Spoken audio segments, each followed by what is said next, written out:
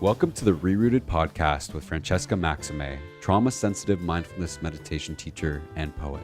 Together, we'll take a closer look at approaches to transforming trauma with insights from psychology, neuroscience, spirituality, social justice, and the creative arts. Join Francesca and her guests for an exploration of our shared connection and how we can cultivate greater compassion for ourselves and for others. If you'd like to support Francesca and the ReRooted podcast, please visit BeHereNowNetwork.com/Francesca. For the first half of my conversation with Tada, please listen to episode 15 of ReRooted. There's no one person pulling the lever, pulling the strings behind it. There is no one. Everybody's possessed in a way. We're essentially all possessed by the matrix. Same soup, and we're all in the same, different. It's one of my other mindfulness teachers, Gina Sharp, says, bag of skin. But we're all in the same soup. And what the difference that I hear you saying is, we try to move away from things like good or bad, right or wrong, better or worse, into the language of mindfulness, which is skillful and unskillful, like the Buddha was teaching, like helpful or not helpful, right? And so the wisdom in that, which is all about what the insight tradition is trying to reclaim the wisdom. The wisdom is the knowing itself, the equanimity, the balance, the way that it is when it's processing, right? We're in this process of becoming. We're not like becoming something, right? We're always like, dying and, being born and dying like all the time, right? Mm-hmm. Collectively, individually, somatically, whatever, cellularly, whatever it is. And that the rupture is the system that tries to impose something other than that emergence. Yes. And the healing comes from your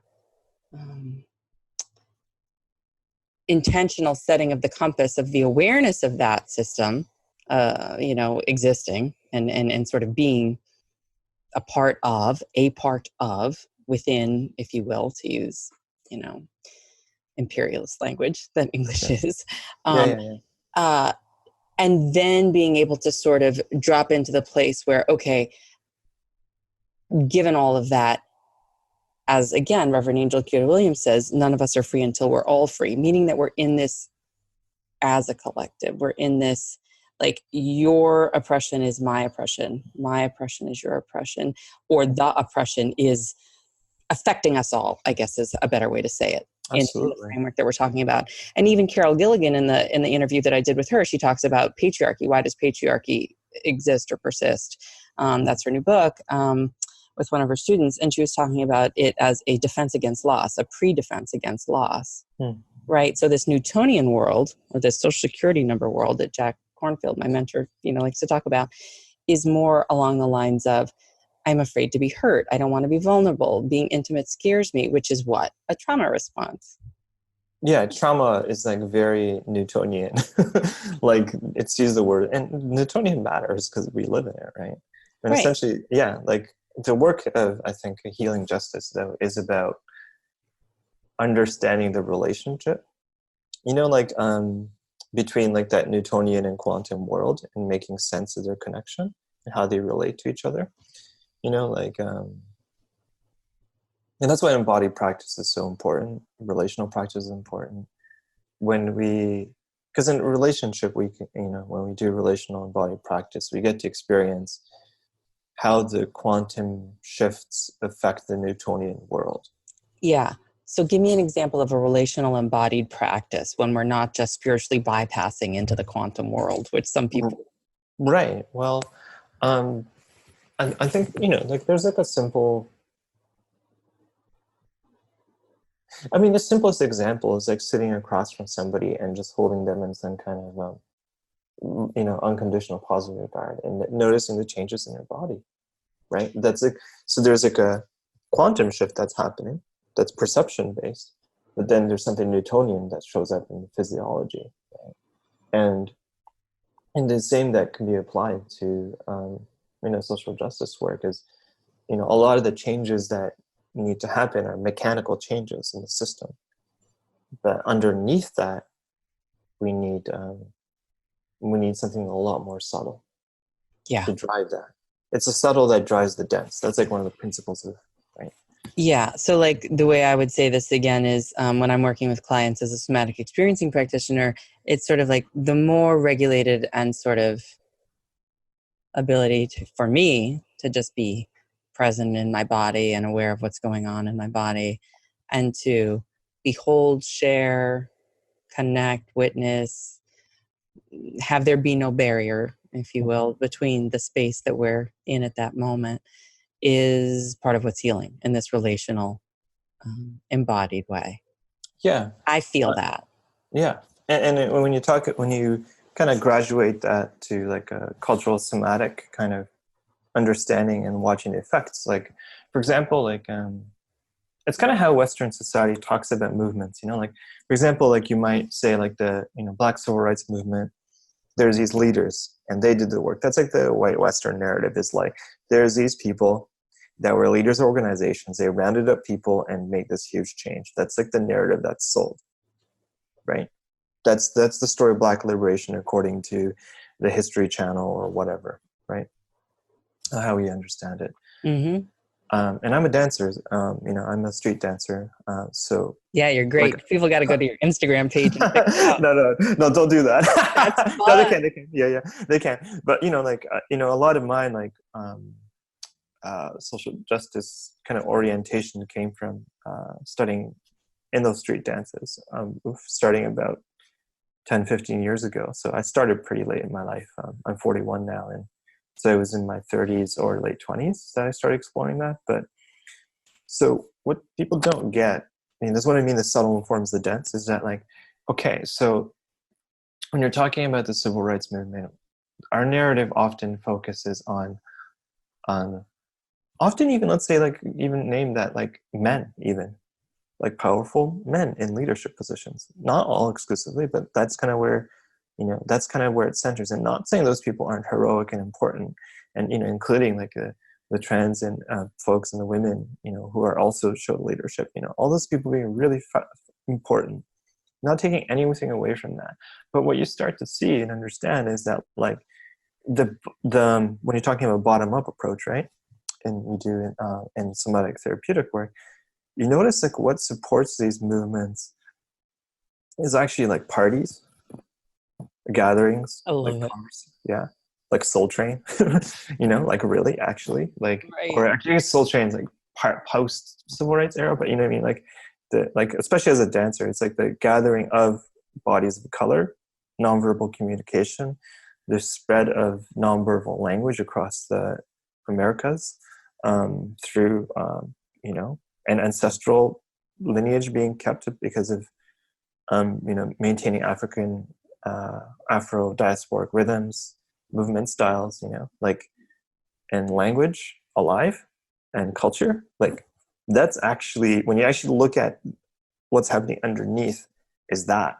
And what we tend to remember is like these great acts that were, you know, undoubtedly amazing things, and, you know, people died because of these things, you know, like really important. But underneath that, also, what sustains it is like, you know, because there's a culture of genius that's such a part of our white patriarchy that supports like this narrative, one heroic individual. Really, this person's an expression of this emergent phenomena that's been happening at a cultural somatic level all the way through. And that's what I mean in a cultural somatic approach to, you know, moving from the subtle to the dense. So I think a cultural somatic approach will look at like, okay, great, like the hero will emerge. The hero will emerge as long as you just don't stop partying. This is like the idea. Right. Does that make sense? Yeah, no, I love that too, because you know, again, that part of the whole fulcrum here is joy, is connection, is music, is dance, is all of the things that are nourishing, generative, life enhancing, connective. You know, I think it's sort of what, to go back to the Buddha's language, you know, Sangha, right? You know, spiritual friends, Kalyanamitta, you know, whatever, that you're not in isolation. There's a whole fabric. Everyone's, you know, this thread, this current is, as you keep on saying, sort of operating, you know, undulating, you know, and eventually, you know, the thing gets kind of pushed up, right? Yeah, and that's what I mean. Like there's roots underneath, right? Like a network.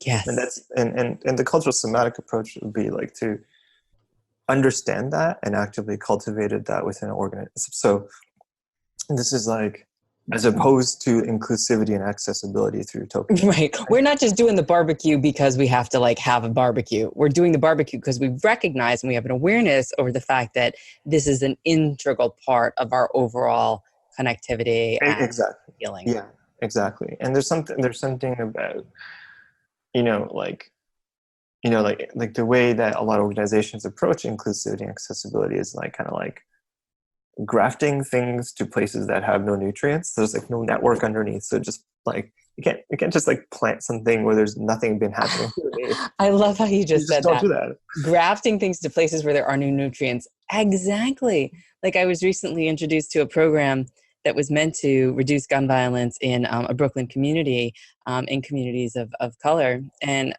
youth violence. And it was like the wrong fit. The people who were doing it were, there was not a person of color there. Oh yeah. Program. Yeah. And this is just yeah. Okay. And it had good intentions and a lot of money, but I was like, I don't really know if this is, you're grafting it to the place where there's nutrients. Like there's a misfit here, a misfit. Yeah, absolutely. And I think this is again like the kind of like boneheaded like thing about white supremacy culture is that I think this is like where I think I get really hot again is like where white people, white healing, white help needs to recognize is that like when you look at especially poor Black and brown communities across the Americas, as well as like including as well as like indigenous communities as well, like it's like people have been doing this shit forever. Like if you want to talk about reducing youth gun violence, Black and brown youth, within Black and brown communities, right? Like Black and brown youth have been working on that for ages. Like I think this is like the kind of like misnomer, misthought. Like, for example, I think a really useful example is like Krumping. So, Krumping is like a dance from, I think, the West Coast. It takes after like shamanism and, there's that group ritual and stuff, when you actually look at the dance itself. And there's a social structure baked into Krumping, right? Like if you are an elder, which means you might be like 25. Yeah. Right? Because you're talking about family cultures where the adults have been incarcerated because of the crack. Like this is the war on drugs, is the aftermath of that, right? So you have like a person who's like, I don't know, I'm gonna make up a name like the elder's name might be like, Ghosty or something. That's their name. And so their disciples might take after their name and be a little ghosty, right? And what I understand about Crump is that it replaces a family structure that's been decimated by the war on drugs. So, and the crack era. So you'd have like the person who's the elder who's really a young Black youth is responsible with other young Black youth to go to school, graduate. It's not just like a dance mentor, it's like a life thing. And so in Crump groups are called houses, right? The house of da-da-da. So you actually see that there's all these generative social structures. So it's totally, to me, ridiculous, the idea that a white organization realizing there's this problematic thing that's happening in these communities and go in there with money and da-da-da. It's a waste of resources. It's really all about, like, in the end, attending to their own stuff when there's actually already, it's like there's already regrowth, regeneration happening within these communities. They've been doing it forever. That's the only way they've survived. That's like all communities of color across the board, like indigenous, Black and brown, like Asian, Pacific Islander, Latinx, like all across the board. That's what people have been doing for generations. And so there's a lot of cultural somatic work coming out of that. And again, it's like the kind of like, even with healing is like, no, like we have to reorient. It's like these like young, like poor people of color are actually like leaders. It's like totally opposite. It's like, you know, maybe they don't understand trauma, maybe they don't have the language, maybe they're working through things. Of course they need assistance. But by and large, what the, you know, like a lot of the, I would tell you, like a lot of, you know, as a dance movement person, like, you know, I have some training in expressive arts and dance movement therapy. A lot of the stuff that like we do in like dance movement therapy class, like we do in street dancing. Like definitely, like we do movement exercises and expansion exercises and stuff. That's like what that they do all the time. Yeah. So like even just it's kind of like a bananas idea to me that like we ignore the reality of these that's happening on the ground. And I think a lot of, you know, again, inclusivity and accessibility, it's like has to start with some kind of humility and saying like, wait, no, like it's not about like creating this space for people of color to receive the gifts of white peoples, Right. which is really just like resources of their own culture through like a white lens, because Yeah. I don't care if it's called somatic experiencing, it's still mindfulness practice that comes Right. from communities of color. Right. Like it doesn't, like the neurological framing isn't Right. like how we experience the mediums, right? Like we don't experience these dance mediums, for example, as like the neurological and scientific background is important and the structure is important, but there's also like ritual and somatic traditions that these come out of that are totally still alive, are recoverable, and a lot of people of color actually already understand them. They come in with like at least like a broader understanding of those things. Like it's already baked into their culture, even if they don't like practice it. Like you know, like they are practicing it because they're living it. It's not and it's not like it's already woven in. It's already there. It's already woven in. It never went anywhere. It was already always necessary and a part of everything, you know. So it didn't have to be removed in order to be re-imported, because it has always been part of what's kept the train going. Yeah, like you don't have to explain to a lot of Black folks about vagal toning, because that spinal wave that, you know, like undulates and modulates the vagus nerve is a part of like Black diasporic dance. It's like everywhere. It's everywhere. Like it's in the lifestyle itself, and that's not the language that might be used, but that shape is everywhere. That's exists in martial arts too. It's like you don't. So I think there's something about reckoning with that, you know, reality. Yeah. And I love that, and we're gonna need to start to wind down, but I do think that piece about you know, a lot of people talk about evidence-based practice, and they want things to be, you know, measurable, and how do you measure the quality of something in a quantitative way that is more intuitive, or that is more meant about something that is unseen, if you will, unseen depending on what eyes you're using to see. And I say eyes loosely, right? I mean, it's a metaphor actually more than anything. As opposed to what your direct experience is, which is always, of course, that invitation in Vipassana practice, and is what is your direct experience around this in your body, in your soma? What are you noticing?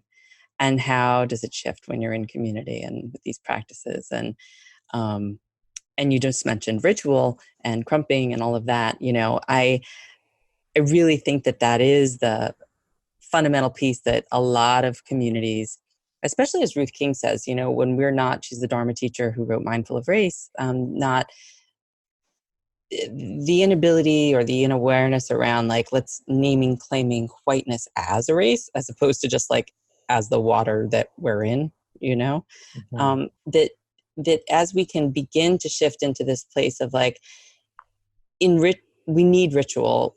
And in the White Awake work, for example, you go back, and even if you're of European descent and have white skin or light skin privilege, you're looking at what were those rituals, right? As opposed to just appropriating. And so that humility around that, I think, is really beautiful and important. And the wisdom is there. Sure. It's really hard to find, but yeah, I'll be real. In the communities you're talking about that are krumping and stuff, the wisdom is there. Yeah, absolutely. It's not named with evidence-based practice research studies necessarily, but it's there. Oh yeah. I think I meant towards more like for white folks doing ancestral healing work and trying to recover these ritual practices is a lot harder.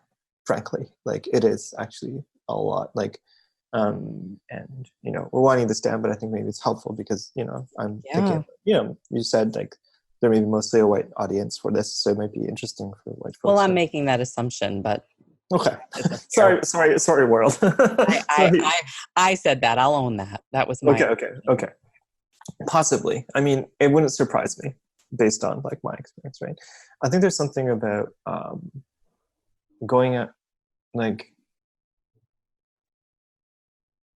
Yeah, and also regarding like, of course, like Krumping and popping and house dance, they're not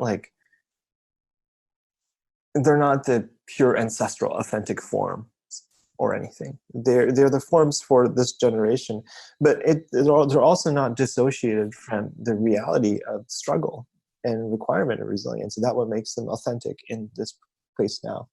And I think what happens in white culture is that, frankly, that it's understandable people want that to be the water as opposed to like an actual race, because that resiliency by and large doesn't exist within white culture. That's been like deleted.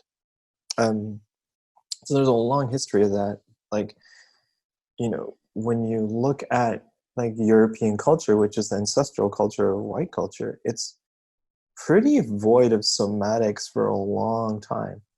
Like anything that is earthy, anything that is rooted embodiment-wise has been deleted for at least 600 years or something like that.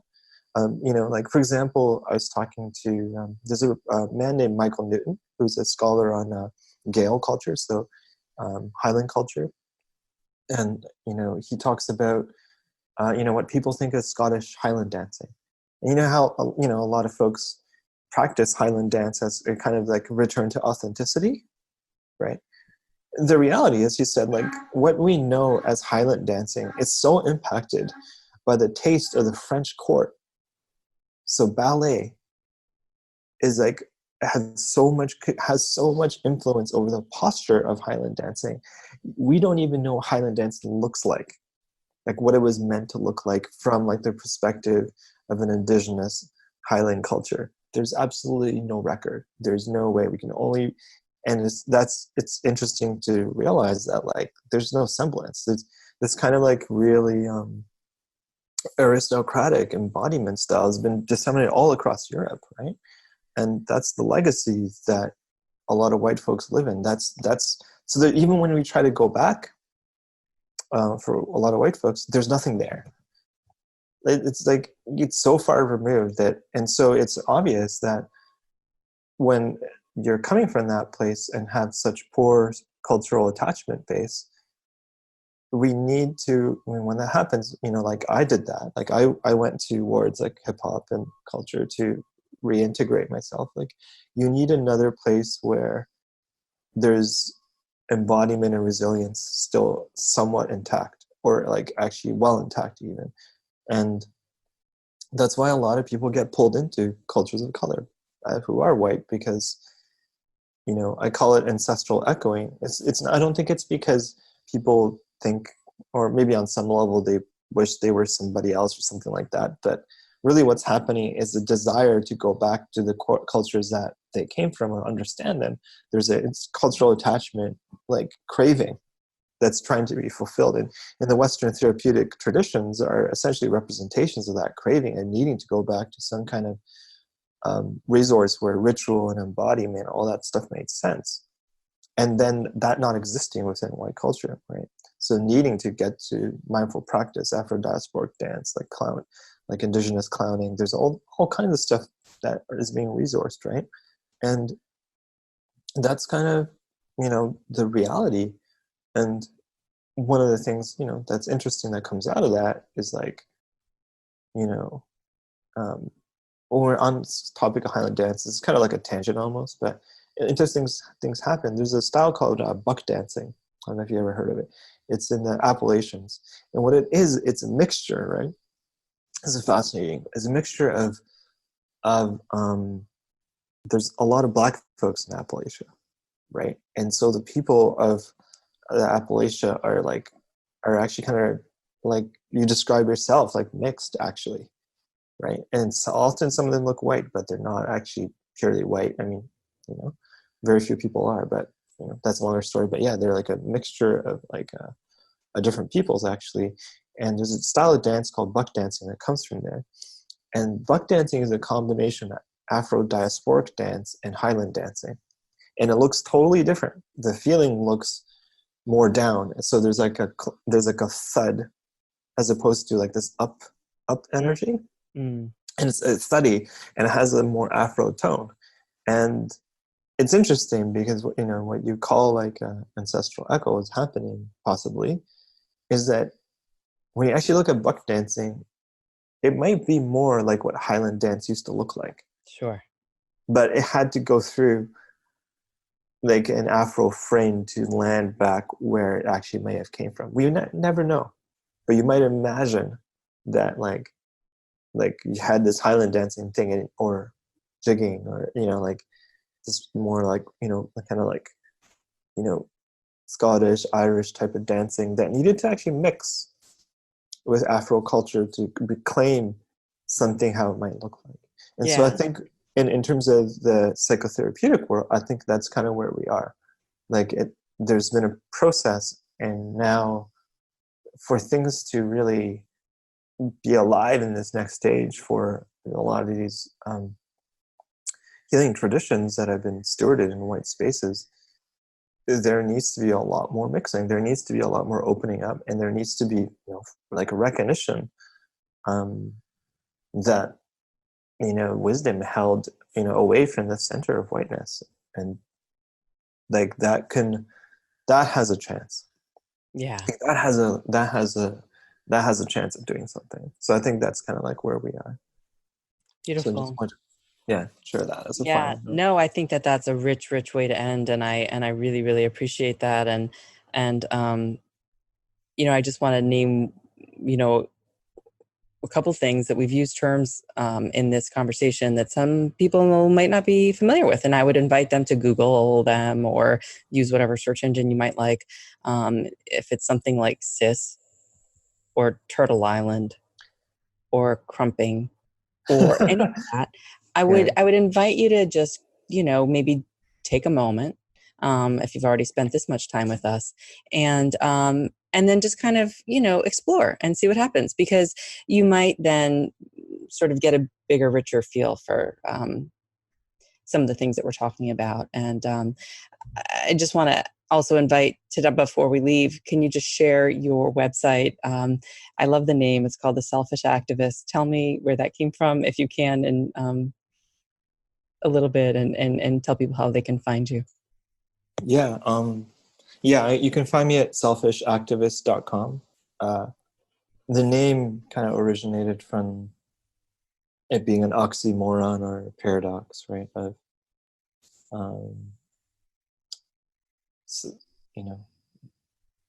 in Japanese somatics, there's a place called hara. You might know it, or the lower dantian. It's in the belly, abdomen, pelvis. And it's considered the true seat of your being. So you are not your heart, you're not your mind, you are your hara, mostly, like 90% or something like that. Mm-hmm. We're finding out that now that's like a neural network and the anchor of the parasympathetic nervous system. Who knew, right?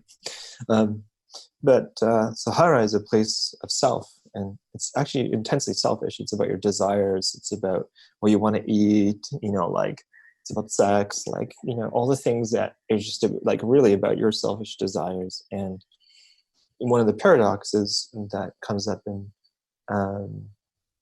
Japanese somatics and practices like Aikido is that, like, being rooted in your desire, it actually puts you in harmony with other beings. Like, being rooted well in your desire and your selfishness actually puts you in good relationship with other beings. And so is it kind of like a punkish kind of oxymoronic statement about how there's these two things that are considered separate, because a lot of activist people like suffer burnout and stuff, right? Yeah. And also a lot of it's about like giving something up yourself and self-sacrifice, and I'm kind of like, it's not really like that. There's like a whole different thing. So the word selfish activist to me like reflects that relationship to hara, and it's really part of like my cultural identity too. It's kind of just like slipped in there. So yeah, that's kind of where it came from. And also, like, I had to shout out to there's a friend of mine who I wasn't friends with them then. Their name is Emily Wapnick, and they had this TED talk about multi-potentialites. I don't know if you know. It's like multi-potentialites. Somebody has a lot of different interests in life, and they had a book called I forgot. There's a book about how to name your business, and it was about like picking like words that had like this like kind of contradictory flair or something. And so I did their exercise, and that's kind of how it came together too. So that's the story. So shout out to Emily. They're a friend of mine now. Great. Yeah. I like that. The selfish activists and getting in touch with our inner wisdom. Yeah. I mean, I love that, because your true hara is your wisdom place, right? I would think. And, I saw a little thing that said, don't mistake your gut instinct for your trauma. Or don't mistake your trauma for your gut instinct. Like, right? Like, we want to get with what our real true desire is, which is separate from like this craving or clinging or wanting more, the insatiable piece of things, which is more like the ambivalent attachment you talk about.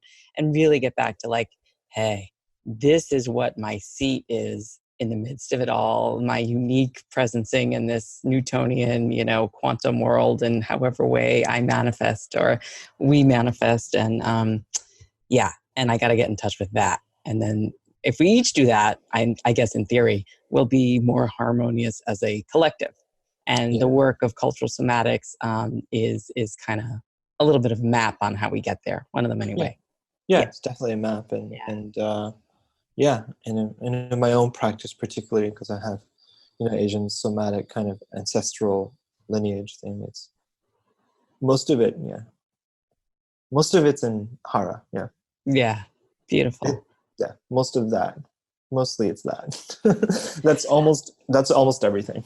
Well, it's a good place to be. We're going to leave it there and invite people to check out Selfish Activists. And thank you so much for being with us and sharing your wisdom and your embodiment on ReRooted. Yeah, no, thank you for having me. Take good care. Yeah. Yes, blessings.